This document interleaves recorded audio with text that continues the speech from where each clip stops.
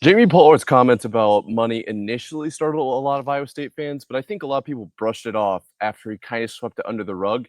It's starting to show just how big of a deal this is, and we're talking about it today on Locked On Cyclones.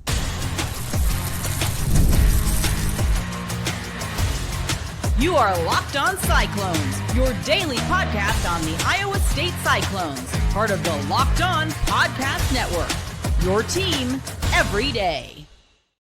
Welcome into Locked On Cyclones, part of the Locked On Podcast Network, your team every day. Shout out to you for being here every single day, making this your first watch or listen of the day. I appreciate it more than you know. Whether you're watching on YouTube or listening on your favorite podcasting platform, be sure to hit subscribe so we can prove once and for all that it is, in fact, a Cyclone state. Today, we are talking about some budget areas of concern for Iowa State. We've talked about the $20.5 million and what that could mean for Iowa State athletics. Obviously, Iowa State, not the top earning school in the nation, but we're looking at maybe some different renovation issues that could be coming up here across, I guess, Ames in general, but really for Iowa State. We'll start with that. Then we're going to talk about the football media availability that we had on Friday. Some big interviews, some big conversations around the football team there. Can't wait to dive into that. And then finally, Matt Campbell ranked, and I'll give you a hint. It's right about where I want him to be ranked. And we'll talk about why I think he deserves that ranking in the final segment. Can't wait to dive into all of that and more. But first, this episode is brought to you by Monarch Money. Take control of your finances with Monarch Money and use code LOCKEDONCollege at monarchmoney.com for 50% off your first year. Now, let's dive into the budget side of things. I know everyone loves to talk about money, especially here at Iowa State. I'm completely joking. This is definitely the toughest conversation we have to have around Iowa State athletics. Iowa State University has indefinitely postponed a $25 million renovation plan for Hilton Coliseum. And then obviously we've talked about the $20 million wrestling practice facility. That's previously been postponed, but a lot of this comes down to the NIL situation. Okay, now the $25 million renovation to Hilton would be awesome, not only for for the student athletes and such. Excuse me, I just swallowed some spit. But more so for the fans. The wrestling kind of practice facility, that would be obviously only for the wrestlers. So we're kind of getting hit on both fronts here. We're losing some recruiting talent, or recruiting ability, I suppose, is maybe the best way to look at that, with the lack of wrestling facility. And that isn't just wrestling. That would have been in addition to the lead recreational facility on the east side of campus there by MWL, if you will, or Maple Willow Larch, just north of that.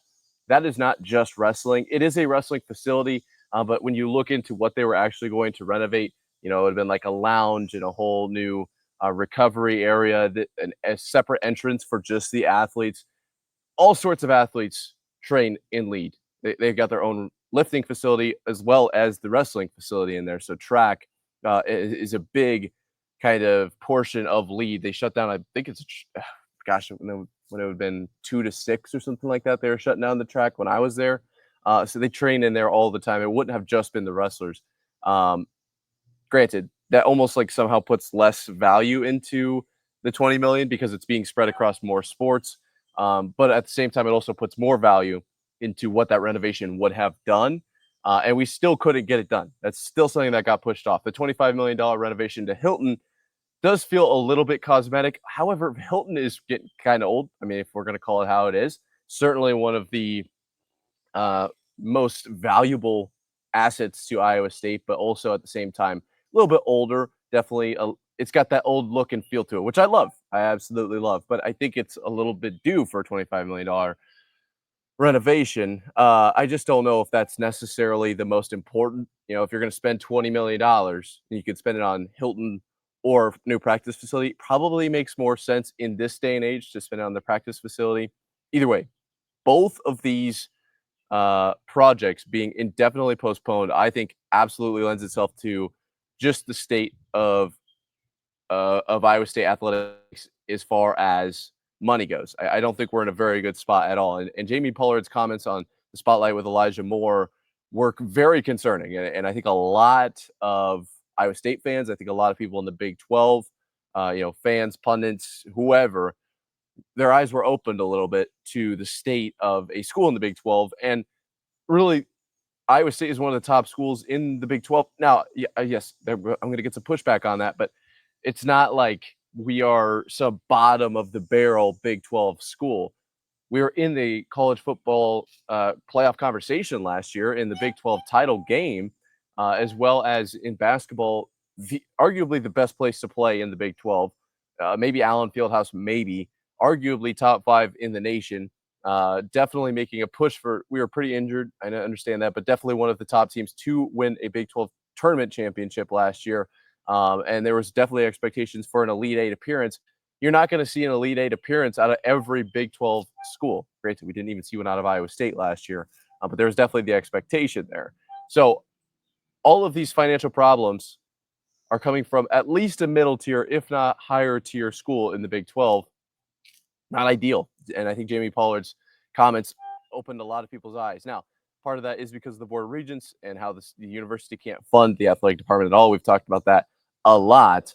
And that's something that needs to be addressed, I think, in my opinion, if Iowa State is to basically stay at the Power 4 level, but certainly to stay competitive. But the other piece of this equation here is I think that we talked about this when they did their Cyclone tailgate tour. Jamie Pollard was talking about actually we're going to be fine. And I was like, okay, or maybe we just overreacted just a little bit. Maybe this was one of those where we got to get the point out, like, hey, this is a big deal. But it was phrased in a way that was just a little bit too serious. Like, it's actually not that bad. He said, like, hey, we're going to be just fine. We have that reserve. We're going to, like, there's going to be systems that are put in place. And we'll talk about the systems here in a second that are going to be put into place to help make Iowa State some more money. But the way that Jamie Pollard was speaking about this at the Cyclone tailgate tour made me a little bit less nervous. I think this right here is a sign. This is not a small sweep it under the rug, forget about it, we'll talk about it later type of deal. We're obviously making moves right now because I don't think Iowa State's necessarily in a problem state at this very moment for this coming year. But I think in a year, in 2 years, this is going to be a problem. And we'll talk about some of these changes that are being made here because I do think they're a big deal. But also, I think a part of this, you have to consider.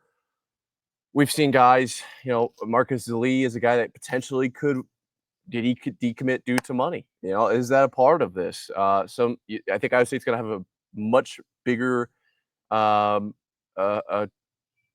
trouble, which it's going to have a much harder time. Definitely what I should have said. Recruiting over the next few years, especially if there is the question mark of, is Iowa State even going to be in the Big 12? What does that look like? Iowa State did kind of note that the expansion of the Big 12 was a little bit of the problem. That's why they aren't making as much money. They didn't exactly say why, but I just feel like more teams, the money's going to get split between more teams in the Big 12. And so adding at Memphis, while at the same time, it was kind of good and bad, right? Like you're not getting the $200 to $250 million as the conference, but also you're not splitting any money more ways after it would have been 2030 really is when they were going to end that 5-year no revenue kind of situation. Nonetheless, very odd. Memphis, that was awesome. I did enjoy that. Now, that being said, there were a few changes that Iowa State's going to be making. They're going to start charging sales tax on all ticket sales. They had previously been absorbing these costs. That's going to be big. They're going to increase the annual donation for the Cyclone Club by 20%. They think that's going to generate an extra $3 million a year. They're implementing cost reduction mandates for all sports to slow the growth of overall expenses. Look, I think at the end of the day, really all of these signs point towards Iowa State is just not doing very well financially. Really, this is going to be this is a wild take to end off this segment for you, but does Iowa State need to get out of the Big 12? Is Iowa State not being supported enough in the Big 12 financially to stick around in the Power 4, right? And where do they go? I don't know. I don't necessarily have that answer for you. I don't think that there is a right answer, and that's why Iowa State is kind of struggling right now. I think putting the renovations on hold and trying to make some more money, even though I don't love these methods, I do think that play makes the most sense. But I think it needs to be figured out really quickly what's going to happen. Does Iowa State leave the Big 12? That is maybe a major exaggeration and absolutely unnecessary. Or does Iowa State figure out a way to, maybe Jamie Pollard works with Iowa or the University of Iowa and UNI and says, the Board of Regents, look, you guys have to fix this or else we are not going to have any Power 4 schools in the state of Iowa, and that can't happen. Like there's that possibility as well. Whatever it is, if we don't act quickly, I think Iowa State is in some big trouble in just a few years. You're going to have trouble recruiting, then you're going to see the immediate downfall as you don't bring in top tier talent either through high school or the transfer portal, and all of a sudden you don't have the top tier players to compete at a high level, and now you're at the bottom of the Big 12, and let's just leave it at that. It's just not going to be ideal. I don't really want to worry about it too much. That being said, we do need to transition a little bit. Let's talk about the bright side. Football, very, very excited. Some media availability last week, and we're going to talk about what they talked about there coming up here right after this. Ever wish managing your money felt easier? With Monarch Money, it can. Whether you are growing your savings or planning a big purchase, Monarch puts you in the driver's seat. It's like having your own personal CFO, giving you full visibility and control over your finances. Monarch Money is more than just a budgeting app. It's a complete financial command center. You can track all your accounts, investments, and spending in just one place. So in addition to managing your money, you are also building wealth. For me personally, I let those protein bar purchases slide under the rug. I forget about how much it adds up over time. And Monarch Money certainly helped me realize that and cut back on those unnecessary purchases as quickly as possible. Take control of your finances with Monarch Money and use code LOCKEDONCollege at monarchmoney.com for 50% off your first year. That's monarchmoney.com, code LOCKEDONCollege for half off your first year. Media availability for football is going to be something I'm excited about every single time it happens, and we got a lot of it. I mean, there is no shortage of football media, football interviews, and honestly, even basketball. I don't have that in today's show. We might talk about that tomorrow. Ottoberger, Plata, I know we're both interviewed. Great interviews there. I believe we had some freshman content as well. You're going to have to tune in to see what I think about that whole situation. But let's stay on the football track here. Because Rocco was interviewed, Matt Campbell was interviewed, a lot of big name players were interviewed, and I think it's worth mentioning kind of some of their thought process. Granted, a lot of it was still kind of like coach speak, kind of like very traditional answer, which I don't hate. It's got to be done. Shout out those guys for even getting up in front of the mic. I know probably not their favorite thing to do, but there were a few things I think that Matt Campbell said that we should put our attention on. First thing, really interesting quote out of Rocco Beck. I don't know if I've heard this talked about this year. Rocco was talking about how we could see a lot more two tight end personnel out on the field this season. Now, not something they did a whole lot last year. That obviously impacts the speed of the game. And is this the end of the world? No, I don't think so. I don't think this really is something that you need to be necessarily worried about or honestly even like too elated with. I honestly think that it's just playing to the strength of the team. I wouldn't put it in comparison to last season is what I'm trying to say. Now, if you're a huge fan of having two tight ends on the field, get pumped. Like this is exactly what you want. If you're somebody who would rather Iowa State go hurry up with super light guys out on the field, more wide receivers, more running backs, whatever the set is that you prefer, like maybe you're not so thrilled.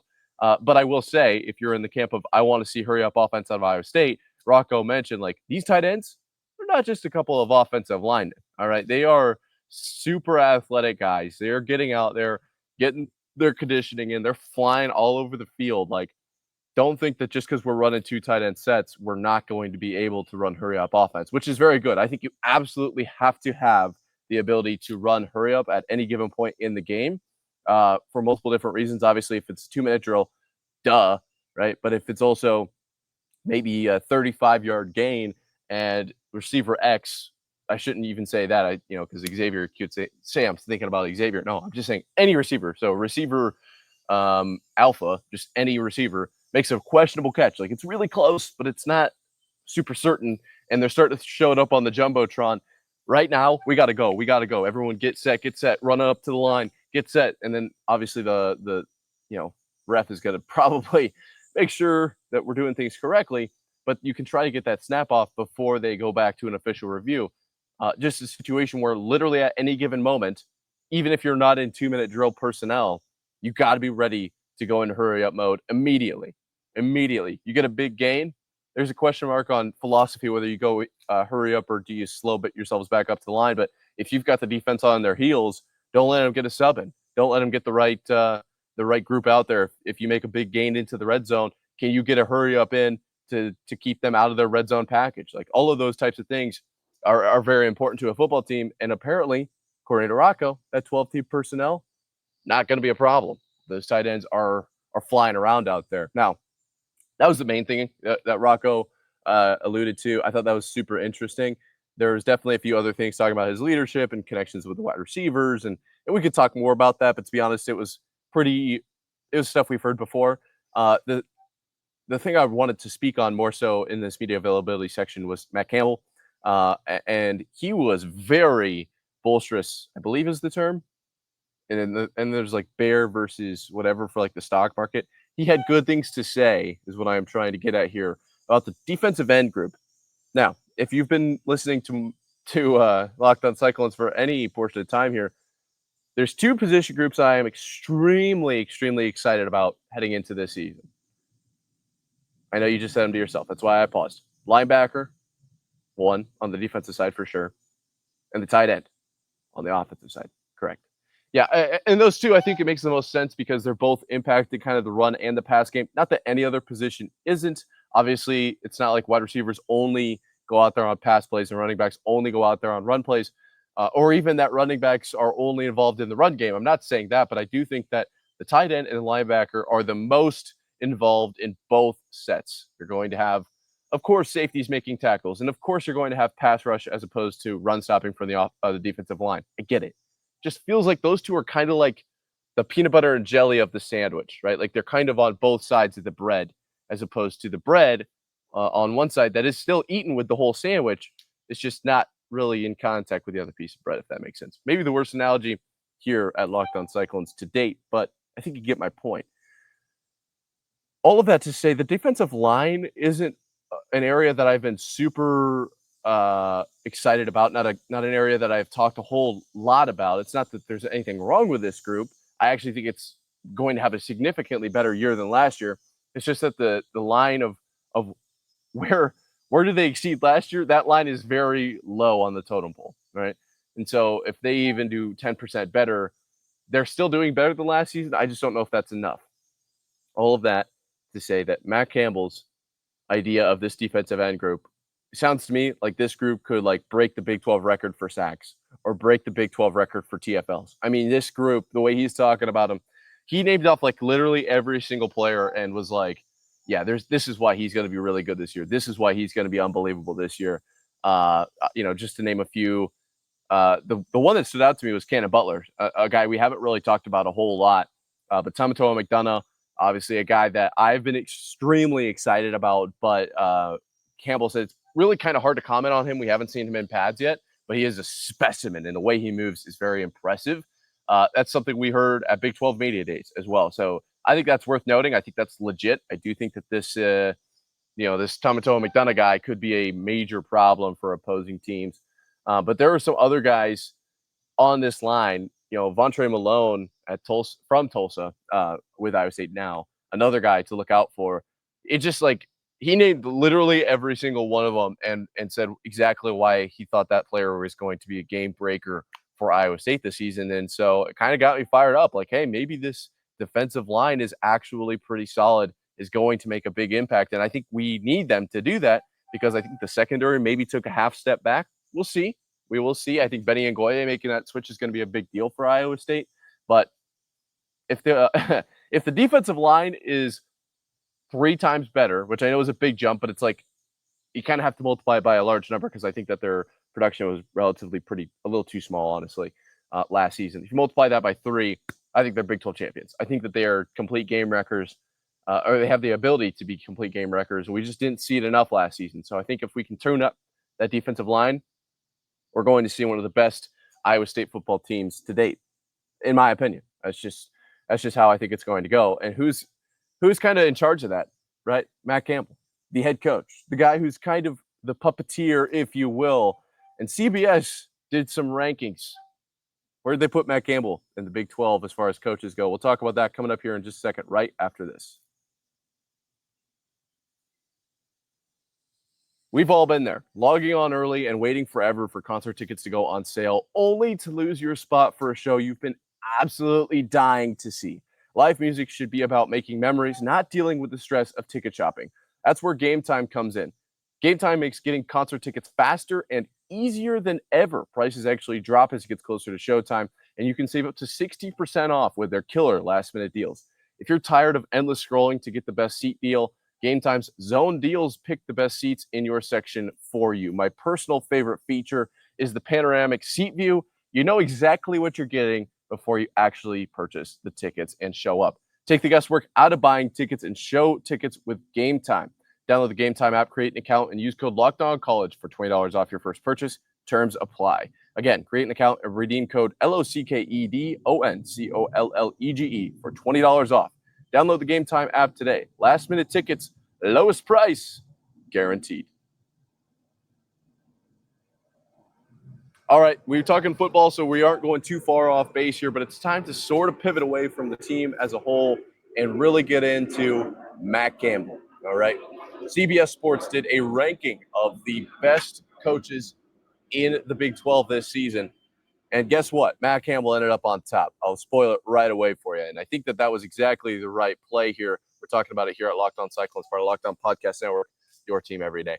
I don't think putting Matt Campbell anywhere but one makes sense, to be honest. Let's just call it how it is. I think he had to be at number one in this ranking. I am very excited that this happened. This doesn't seem like something that happens very often for Iowa State in any regard ever, period. All right. And so not to say that any other coach in the Big 12 doesn't deserve the number one ranking. It's just nice to see that somebody said, all right, let's give Matt Campbell his flowers. Looking at the rankings here, Matt Campbell at 1. I think that makes the most sense, to be honest. They got Kyle Whittingham at 2. I think that's also a very, very solid pick. A big fan of what he's doing over at Utah. Chris Kleiman at 3 for Kansas State. Lance Leipold, I guess, from Kansas. Shout out. Kenny Dillingham at 5. And then Kalani Sitake at 6. We don't need to get through the whole rankings. Deion Sanders at 7, I guess, is a big name there. Mike Gundy at 8. The biggest one I thought is really Kenny Dillingham at 5. I was kind of shocked by that. Sorry, a little bug on the camera there. I was pretty shocked by that. I think Deion at 7 makes a lot of sense. He's definitely turned that program around. It's just new to the program. They're talking – I read through kind of how they went about ranking these guys because I think that's very important. You want to look at who's doing the ranking and how are they doing it? Because if it's, who had the most successful season last year, well, putting anyone but Kenny Dillingham at 1 probably wouldn't be right. But they took into account in this ranking the history of, coach at the program. And so I think what Matt Campbell has done for Iowa State, I know we've talked about this a ton of times this year, and I totally get where you're coming from. I can hear you through the screen right now saying, Nick, come on. I'm going to hit you up on Twitter at Nick_Marv, and I am going to write you a raving review about we can't be talking about how good of a coach Matt Campbell is. Well, first off, let's think about this. How lucky are we to get to have Matt Campbell as a head coach? The fact that he has stuck around at Iowa State, I think, is absolutely shocking. We talked about this, I believe it was on a Farmageddon Friday with Christian Ryle, breaking down, obviously, Iowa State, Kansas State, and there's going to be a lot of talk about that game coming up here. I can't wait to really dive into that in the next few weeks, but we do this breakdown, and he was asking, we were kind of doing a coach comparison, and how have we kept Matt Campbell around at Iowa State? And I don't really know. You can really pick out any reason you want, but at the end of the day, it's pretty shocking.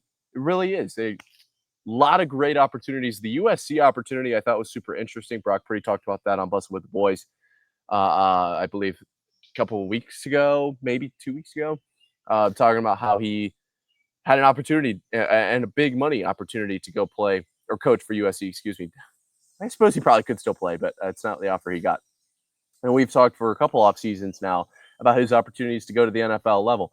It's pretty clear Matt Campbell is one of the top coaches in the nation, and the fact that he stayed at Iowa State is amazing. And so I wanted to really quickly say, yeah, I get it. We've talked about this quite a few times, but also because we're extremely lucky that we get to talk about this. The fact that we, in Ames, Iowa, have one of the greatest coaches in all of really football is awesome. Now, when you go to all of football, he might drop down into maybe, what do you think, top 25? Top 50 is way too low, in my opinion. I think top 25 is about right, but all of college football, boom, he jumps up a little bit. All of the Big 12, and he's at number 1, according to CBS Sports. I think that is absolutely correct. The way that he's turned the program around from 3 bowl game wins in the history of Iowa State football to 3 bowl game wins with himself, just by himself, already doubling up bowl game wins. You just don't find that very many other places. And I think going into this season, I think we're going to have one of the best Iowa State football teams we've maybe ever had. A big point of conversation around the media days this last week. Obviously, we just got done talking about with Matt Campbell. There was, what is the expectation for this upcoming season? Rocco was asked about this. I know, obviously, Matt Campbell, head coach, going to be asked about this. Coming off an 11-win season, there could be an element of like, all right, we've kind of done it. We've kind of done this year. We're good. No, there's a very much, we gotta exceed expectations. It's a exponential growth formula, and that's the way Matt Campbell operates. Is okay, great. We got pick any year. We got 6 wins last year. Well, next year we're going for 7. We got 11 wins last year. All right, let's get 11 wins in the regular season this year. Let's get 12 wins total. Let's go to the postseason. Let's get it all done at a level that hasn't been done before by Iowa State. I think that this year could be the year. I really do. I think looking at the position groups across the board, I couldn't be more excited about this team. Now, ask me any reason why you want, either in the comments down below or at Nick_Marv. I have an answer for you. And that's not something I feel like I can say about a lot of different teams. You can kind of convince yourself for any team at this point in the year why they're going to win a lot of games. But you kind of got to be you got to pick your reasons wisely, I think. Some teams, it might just be one reason at a position group or in a certain facet of the game that you kind of have to cling to. You kind of have to decide, this is the hill I'm going to die on. And then when mid-September rolls around and that one thing didn't go through, oh, I guess that's why the team's no good. I think for Iowa State, I can give you multiple reasons at any position group or for any facet of the game. I think that they are very solid throughout the depth chart, throughout the roster. I think last year's injury-riddled season was a little bit of a blessing in disguise. I think there's a lot of upside this year. We've got a lot of depth, a lot of guys that had big snaps and big moments last year that are going to come back and maybe not be the starters because the starters were hurt last year. So we automatically somehow get like a boost. And then the guys that played last year are now the depth guys. They're not nothing against this kind of player, but some redshirt freshman who hasn't played in a big moment. And when the big moment comes right after someone gets hurt and they have to play, now Iowa State's in trouble. We're not in that situation. We just aren't. And Matt Campbell talked about in his presser, which we didn't really talk about in the second segment, but he talked just about how much competition there is on this squad. And that's great. That's really, really good for the team. That's really good for the result. When you look back on the year, I think that plays a big role in how things end up panning out. But the biggest thing to me is, how does Matt Campbell foster that competition? I think there's a really very realistic situation where that becomes a bit of a problem. And Matt Campbell embraces it, makes it a part of the culture, makes it a part of Iowa State football. That's what makes him one of the greatest coaches in the country, in my opinion. The culture he's built is absolutely, bar none, say it with me, second to none, right? He has absolutely elevated the culture of Iowa State to it's not even hardly comprehensible levels. And then when you think about keeping the high level of play with a great culture, granted, those kind of go hand in hand, because when you're winning, everything seems to be better. And so maybe we should look more at how good the culture was when we were losing. But you can't just focus on culture. You also have to focus on winning games. And I think Matt Campbell's done that very, very well. I absolutely think they got this right. He deserves that number 1 spot in the Big 12 coach rankings right now. We'll see how this year goes. Does it majorly change how his ranking kind of sits at the end of the year? Maybe.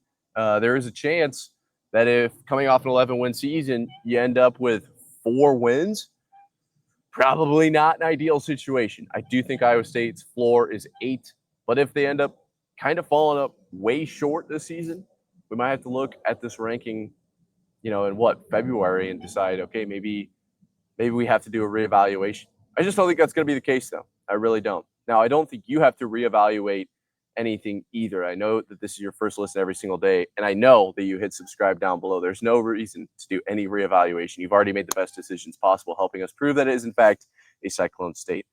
Thank you guys for listening till this point in the episode. Stay safe out there. And until next time, Cyclone fans, sayonara.